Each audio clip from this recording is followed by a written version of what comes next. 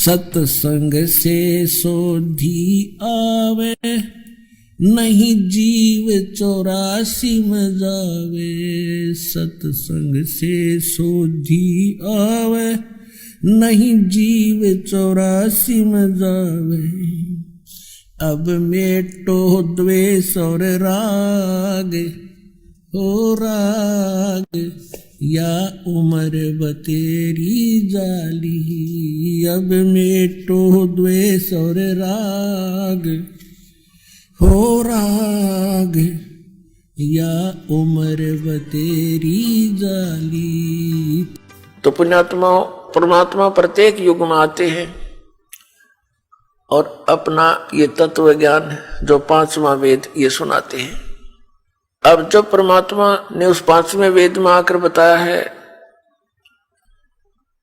अपनी प्यारी आत्माओं को मिलते हैं जो उनके बहुत कृपा पात्र होते हैं।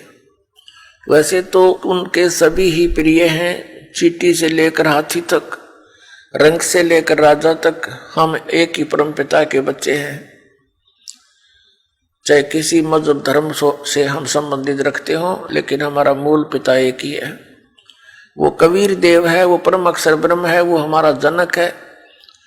यहाँ तो हम काल के अधीन होकर के इसके संकेत से अब हम नाच रहे हैं। उस परमेश्वर के सभी वैसे तो बच्चे हैं, लेकिन पिता अपने उस बच्चे को ही घर का कारोबार संभलवाता है जो संभालने योग्य होता है। उसी को अपनी तजूरी यानी सेफ की चाबी देता है जो उस धन को संभाल सके। नादान बच्चे को दे दे तो वो आप भी खराब करे और न भी खिलावे, तुरंत ही निर्धन हो जावे। तो इस प्रकार परमात्मा के विधान में लिखा है वेदों में कि वो परमेश्वर ऊपर रहता सचखंड में, जिसको ध्रुवलोक कहा है वेदों में, और वहां मनुष्य दृश्य है वो, लेकिन उसका शरीर बहुत तेजों में है। वहां से जब नीचे आता है तो अपने रूप को सरल कर लेता है, हल्का तेज पुंज का बना लेता है, और वहां सह शरीर आता है और नीचे अपनी अच्छी आत्माओं को मिलता है। ये 5वां वेद वाला ज्ञान उनको सुनाता है। उनमें से कौन कौन है जो दास को अब कलयुग के अंदर पता है कि किन किन को परमात्मा अपने विधान अनुसार मिले। आदरणीय धर्मदास साहिब जी बांधोगढ़ वाले, आदरणीय मलुकदास साहिब जी, आदरणीय दादू साहिब जी, आदरणीय नानक साहिब जी जो सिख धर्म के प्रवर्तक माने जाते हैं, आदरणीय गरीबदास साहिब जी गांव छुडानी जिला दद्दर हरियाणा वाले, आदरणीय गीसा दास साहिब जी गांव खेखड़ा उत्तर प्रदेश जिला मेरठ। इन पुण्यात्माओं को परमात्मा आकर मिले। ऋग्वेद मंडल नंबर 9 सूक्त 86 के मंत्र 26 और 27 में, ऋग्वेद मंडल नंबर 9 सूक्त 82 के मंत्र 1, 2, 3 में, और भी बहुत से मंत्र हैं। ऋग्वेद मंडल नंबर 9 सूक्त 96 के 16 से 20 में, ऋग्वेद मंडल नंबर 9 सूक्त 94 यानी 94 के मंत्र 1 में, ऋग्वेद मंडल नंबर 9 सूक्त 20 मंत्र 1 में, ऋग्वेद मंडल नंबर 9 सूक्त 1 मंत्र 8 और 9 में, और भी अनेकों स्थानों पर। यह प्रमाण है कि वो परमात्मा सतलोक से चलकर आते हैं, अपनी अच्छी आत्माओं को, श्रेष्ठ आत्माओं को मिलते हैं जो दृढ़ भक्त होते हैं, और ऐसे उनको प्राप्त होते हैं जैसे आकाशीय बिजली, आकाशीय विद्युत अपने स्नेह वाले धातु को ही आधार बनाकर उसके ऊपर गिरती है। जैसे पुराने समय में हमारे सामने एक कांसी धातु होती थी, कांसी, उसके थाली बेले होते थे। वर्षा के दिनों में यदि वो बाहर रह जाते थे, हमारी दादी जी कहती थी हमारी माताओं को कि इन कांसी के बर्तनों को अंदर रखो, इन पर बिजली गिरती है अमूमन। तो कहने का भाव ये है कि ऐसे वो परमात्मा उन विशेष पुण्य आत्माओं पर अट्रैक्ट होता है,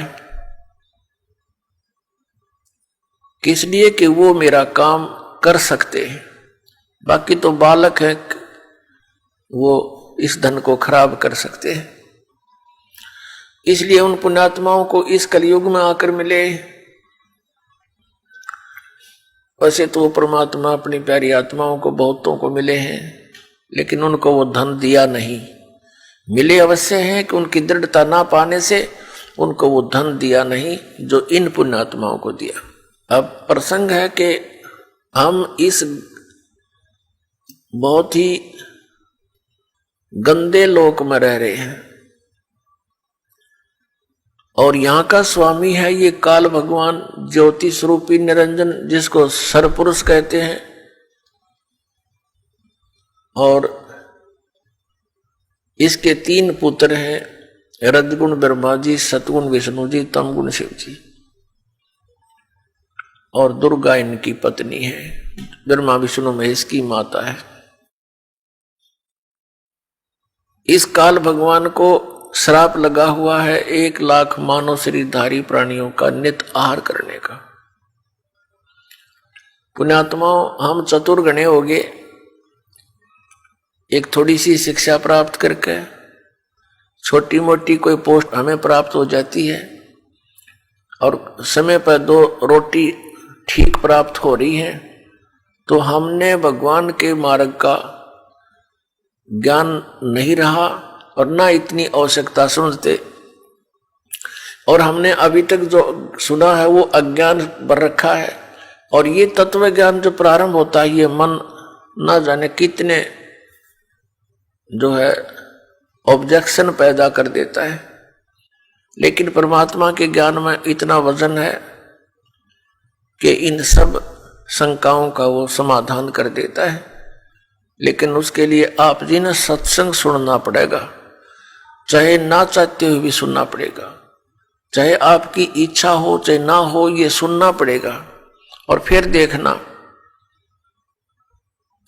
आपको कितना अच्छा लगेगा। फिर ये इसका कारण क्या है, पहले उस प्रसंग को सुनाते हैं जो दास सुनाना चाहता है कि हमारे साथ यहां सारा कार्य मजबूरी से कराया जा रहा है।